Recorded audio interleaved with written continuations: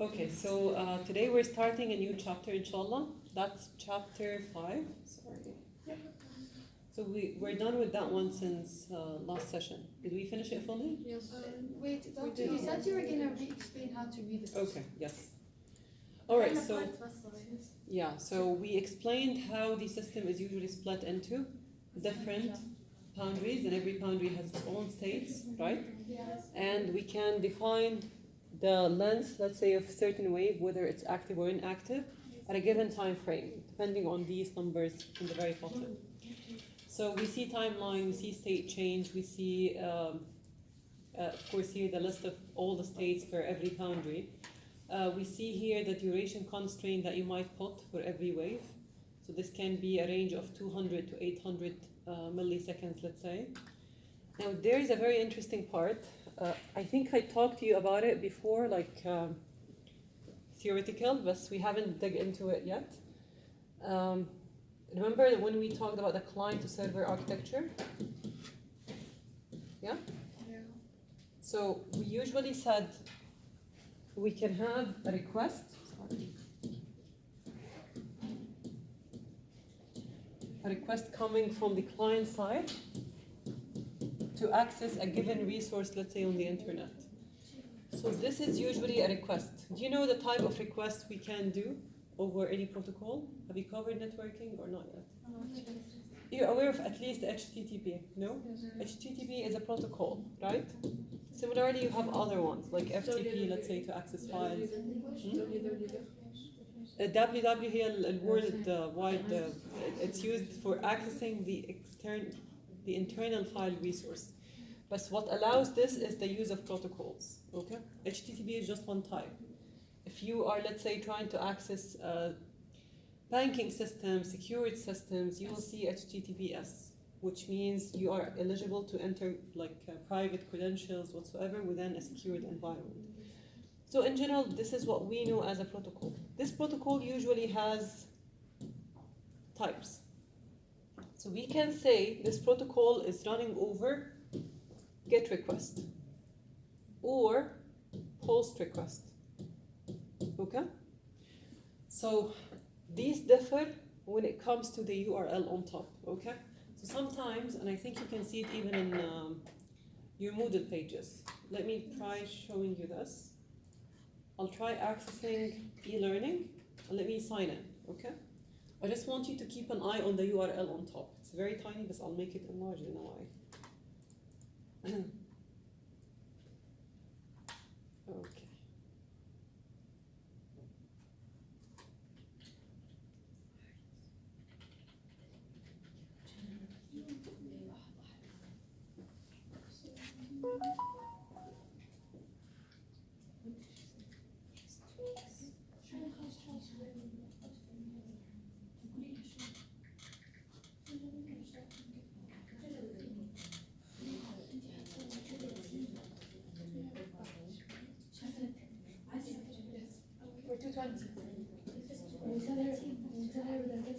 Okay, now start seeing what's happening on top, okay?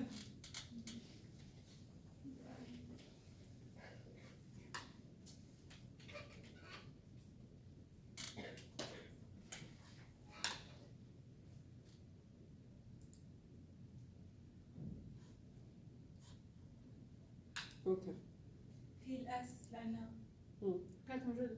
لا من اول موجوده الاس ليه طب في Do you see that? Do you see that part? What is that? What part? The next, whatever you say. So The here, ID one? you see this one? Yeah. What is that? It's your request for this time بعد نص ساعة بتغير. Excellent. We call this session ID. Yes. Excellent. Now, if I shared with you the same URL, will it open your site? No. Why? Because it's different ID. Yes. And an ID is different from one user to another. طب بس انا حطيتها يعني انا Yeah. بفتح إذا حطيت أنا You مالي can use it on your معي. device. No worries. You can use it on your device. بس ديفايس But if you try copying the same link, sending it to anyone else, it will ask them to re-enter their credentials. And in that case, it will assign them a different session ID. But the main point هنا, when you get to see this here on top, it means you are using GET protocol. HTTP S, not with S, not without S, or the both. No, it doesn't matter. It doesn't matter. Could be both, yeah. But here it indicates that you are using GET protocol. Okay? If this was hidden info, then this is usually post. Okay? And usually, if you are typing very sensitive information like, I don't know, ATM credentials, card credentials, or let's say a website credential, username, password, this needs to be hidden for security purposes. So in that case, post is used. Anyway, so just to show you, this is actually the request that you are sending to the server side. So this can be classified either GET or POST. So here I can send messages from a single point to another, even if they exist in two different boundaries. Do you see that? So this is HTTP request. See that? This is HTTP response. This will send at this point of time from this boundary under that given state. It was moving all the way to that other boundary. Of course, you might see here time change. So slightly moving towards 1 perhaps. Yeah? Then it was fulfilled after around 6 seconds. Sorry, 0.6 seconds. Right? Yeah. Then you received your response here, which lasted for around 100 to 500 milliseconds. So this can tell you what's happening in the server side, in the back end, time-wise. That's why we call it time diagram. Okay? So we look into requests, responses, possible messages, whether synchronized or unsynchronized. What are the events? What are the possible states, the changes? Everything here is clear. You just need to know how to read it, okay? I'm not going to ask you to draw any, but just make sure you understand it at least whenever you see it. Yeah. Okay. Type. Let's see this one. I have here two boundaries. Who can tell me? Web user and web browser. Okay. How many possible states do you have for web browser? Which are? Excellent. We have here these three. So at what time web browser started to be waiting? From 100 to From 300. Thank you. 300. Excellent. Thank you, Lee. Here, look at this. So it started to move to the waiting stage here. So this is 300. Right? What's that thing in the bottom? Here, that's another one. That's for the web user. Oh. So this is web user, this is web browser. Here, what's 100? Huh. So here, it moved from idle to processing. So it was 0, then it became 1. Again, we moved away from 0 to 1, digital, okay? Right. When was the web user, what? What? 0, 1, 0, 0, 1, 0, 1. Oh, it's 0, 1. 1, and then 0. No. Again, this is still 1. That's another state. Isn't that corner a 0? So here, you will consider this from 0 to 1, but 0 here indicates the previous case. Okay? So it's inactive for that case, but then it moved to be active. So again, remember when we said we have states? Yeah. So when we say this is waiting, you move to it, so it becomes active. You move from it, it becomes inactive. So only for that state itself, it's either 0 or 1. So for that state, it was 0 here, but 1 here, right? But this is simply what's written to you here in commands. So here I'm telling you at time 0, here, WU was idle. So web user was idle. Is that true? Yes. True. WP is idle. Is that true? Huh. Yes. Web browser was also idle. Type. At 300, WB is waiting. Is that true? 300 is waiting. صح. True. طيب. At 100, WB was waiting. True? No. False. At 100 Correct. it's processing. It was processing. Excellent. Okay. So now we know now how to read this model. Yeah. This is typically the same. Okay.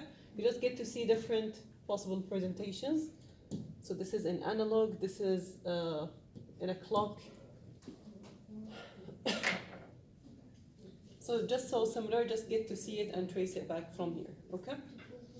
Now this is extra one. So I talked to you about the response that comes from the server side, right? Usually the response can be in a status code. Again, you don't need to know this, but let me tell you. Usually the response comes with a starting digit, either 1, 2, 3, 4, or 5. And then it has 3 digits. Okay? Like when I tell you this is 404, does it give you any indication of any message? This is page not found. So it's an error from your side or the server side? Server side. Your side. So when you type any wrong, ايش معنى هذا like 404 404 هو standard development code for errors. Yeah. How is it our دقيقة side? بس شلون اختاروا كذا بس؟ Okay, I'll tell you. هي فعليا, well, that's what I'm trying to explain to you. هي 1, 2, 3, 4, 5. Okay? They assign every status start على type of errors. Okay? So, our type of response in general. So 1 here indicates informative. If your status code starts with 1, it means informative. Type 2 starts with what? Ladies? 2 starts with what? 0.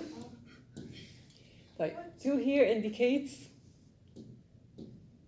okay. Okay, it indicates success. So if your request was fulfilled, يعني ماشي. you will see that there is exactly no issue happened. Okay? But if it starts with 3, it means you're trying to access perhaps an old URL that was outdated, that people moved it to a new one. But they decided, instead of you searching for this new URL, they will make an auto redirection. So it moves you directly to the new site. So we call 3 redirection. 4, what type of error? Client error. So an error coming from the client side. No 0. 404 Okay, we're just in that first one. Okay? لسه في 4. Wait. طيب, then 5 is? The Server side. Thank you. That's server error. Bravo. and what is it one? 1 is informative. It gives you an information. Could be anything. Yeah. Could be about database, could be about your connection, anything. شو الفرق Okay? بينه وبين أم؟ This means success. So you managed to get into the page you are requesting on that website. Okay? So this indicates no issue. Again, you don't see it. Sometimes these errors or these status codes are just internally sent back and forth between the client and the server. Yeah. You get to see some of them, especially with the errors. بس الايرور بس Yes. شو هذا ما تطلع 3, you might have seen it actually with redirection. It takes a while and then it takes you to the new one. This is how it processes the new status code that starts with 3. So for example, if it says network not found, that's 1.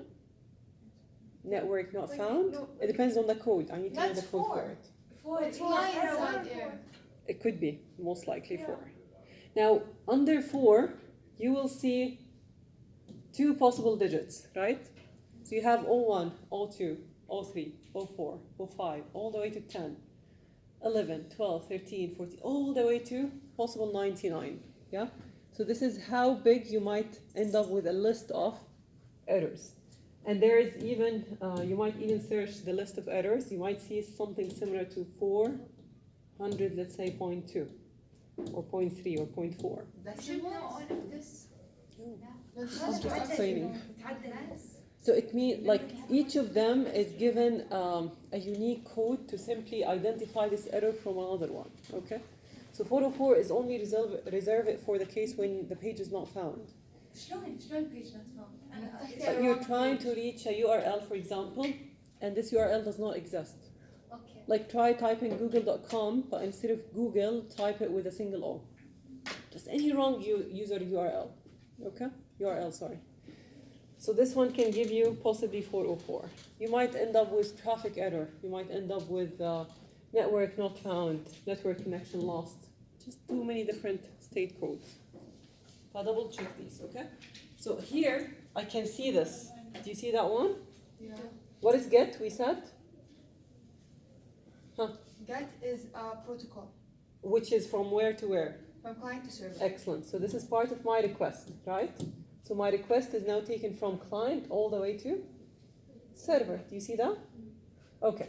Then the server received it, worked on it, Post. then it sent back a reply. What is that? Okay.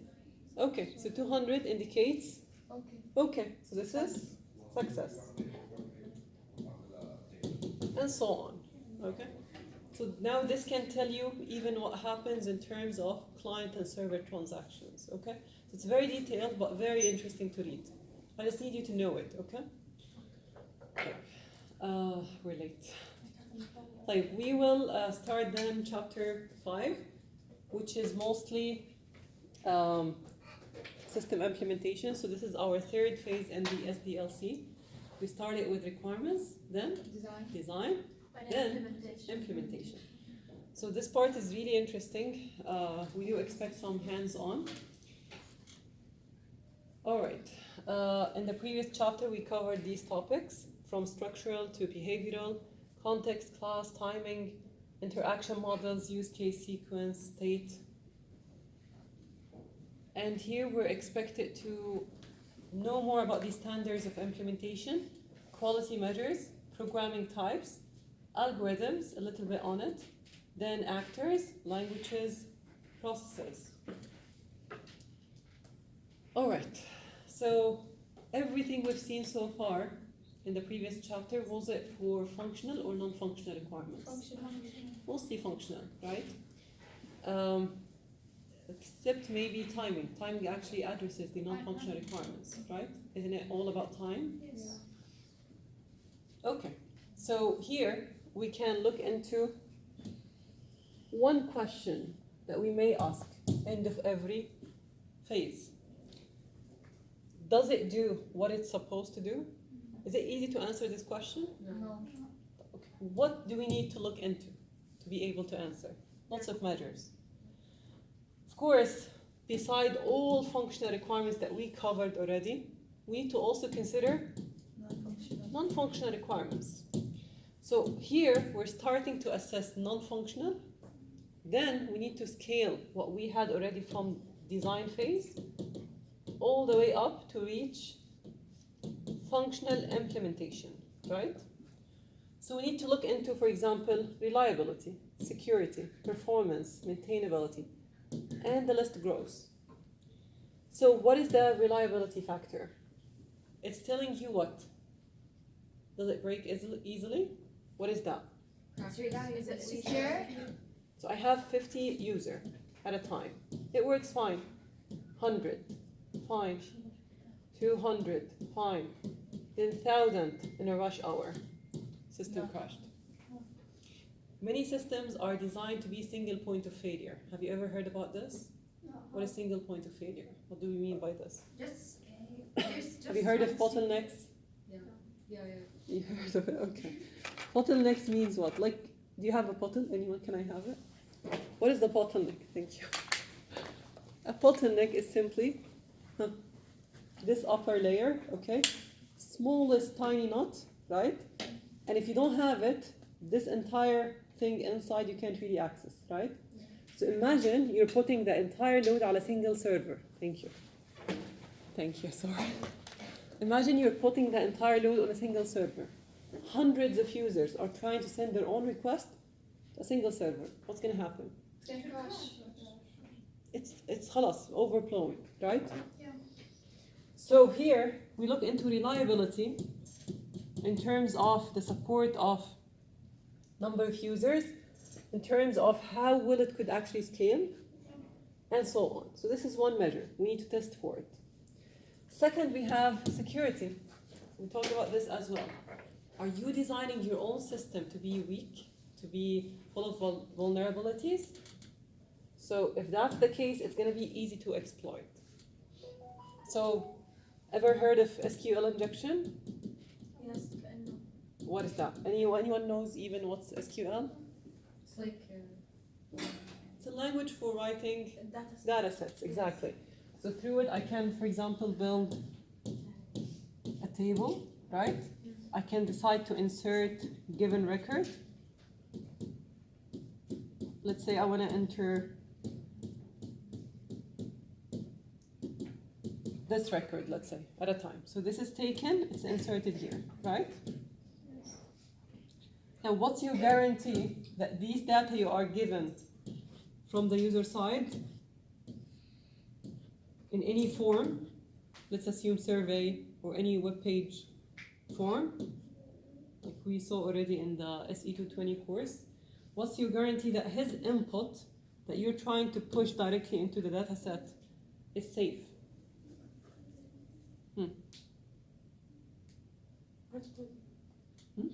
We have to hard code it. You have to hard code it? No, that's why we have try and We test. we can't. That's why you need to have it real time. I mean, So- it's capstone. If it's For example, let me give you an example. You're registering a new account just now in IEEE, right? So you enter your own data. You got to see the form of filling your own information. Like, you get to see it, like you can open and write anything you want, right? Correct. No one can actually control what you write. Yeah. But is every possible input accepted? No, data validation using loops. Thank you. Data validation. That's one. So we use data validation. We call this input refinement, okay? Or filtering. So filter for what? What if I try to put a piece of code inside this text field? This could be a JavaScript. a wrong email. يعني you didn't write them. That's fine. Typos are not issue. Typos are not issue. But what if I try to push in a malicious piece of code, part of this input? I can run an entire JavaScript here. Yeah. Now this JavaScript, if it went inside my back end, it will fetch all of this, return it back. That's how hacking works. That's so cool. Yeah. Okay. By the way, this is only one type. We call it input type injection. There is another type that happens only using the URL. And there are machines and tools developed just for that purpose. I meant we can write code like you can restrict the keyboard. You can, of course. Yes, that's better. Way better. Excellent. So in your filters, you can even, okay, for example, طيب خليني I tell you something. For example, let's assume I'm trying, let's say, to use the word insert, which is a keyword encoding. Okay? So my system will double check the user input. If it finds any of these words that I put as red flag, it will try to pan it. Okay?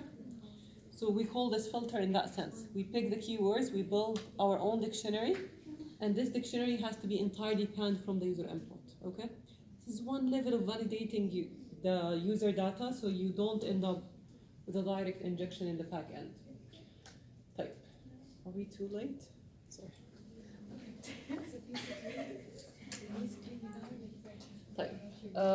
Let me just finish this and then I will stop. Performance, we're talking here about the speed. So how long does it take, let's say, between the request and the response, right? In many occasions, if it ends up being very long process, you will just feel like this website is not even responsive to you, right?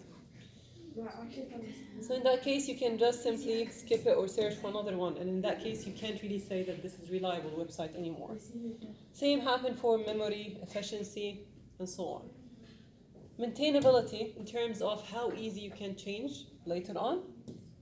Is it up to date or not? Is it fully supported from maintenance team? And of course, you make sure that this is not, again, hard-coded sort of applications. I got to see this in one of the assignments for SE220. Not sure who did it. But the final output was entirely what I put for you, just written. Not sure if anyone meant it. It was hard coded literally, like whatever output, that was, I think, the elevator case. Was just taken in a system without the print line statement. Okay, that's actually smart. عن جد smart. بس صح عليه. Smart, زيادة صراحة. A for effort. بس إنه صح. Yeah. صح عليه. This is- The output is what you want it to be. أنا نفس الأوتبوت. 100%. Exactly, but والله that's not real time anymore. But I would be impressed. It's creative. Yeah, it deserves a المفروض grade. تسافر على creativity والله. Whoever Did is you that receive all of that compliment? It was too much for sure. No, that's really okay. That's really okay. Yeah. Okay, so that's what we mean here. We don't hard code our work. We just need to make sure it's not taking this data and writing it directly. So every time you make a change, you go back to your code, you change that piece of code. And this might be very, very lengthy process later on. But what we try to do here is we try to link it, let's say, to a database. Then if any change happened automatically in this data set, it will reflect directly on your interface, right? But this is what we mean here by dynamic programming. We'll talk about this concept, inshallah, next time. Clear so far? Do we have any questions? All good? Okay.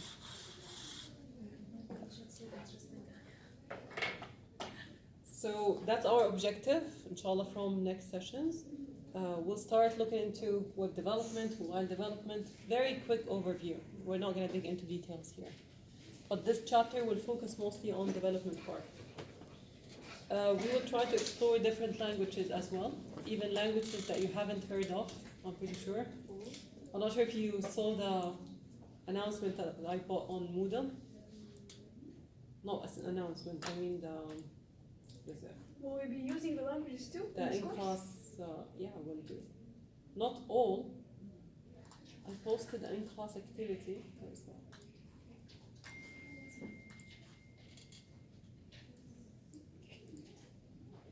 So there is this one here. The guys already did fill it. So we will do this inshallah next time in class. We will pick some of these languages that you might never have heard of. Anyways, okay?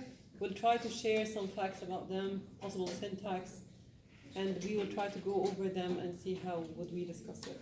So next week we'll have this next time. Yes, that would be ways better. Yeah. Okay? So again, we agreed all of us Sunday no class? Yeah. I'll give you this. So Sunday no class, I'll see you on Tuesday, okay? What? Today? I'll do. Doctor, you know, every time I don't come, you don't take attendance, but every time I do come, you do take attendance. The opposite. Okay. So honestly, today I recorded the guys' attendance from this activity. That's why it's different. Like we're not moving with the same pace. So usually it's different. Anyways, let me take yours. Okay. Until I realize I have 5 answers. Okay, you're always excused when it's midterm time, okay? I don't usually take attendance for you. I'm not very strict on this. Thank you. But when it's not midterm time, Yeah. you have to attend. I sent you an email. Last time I told you about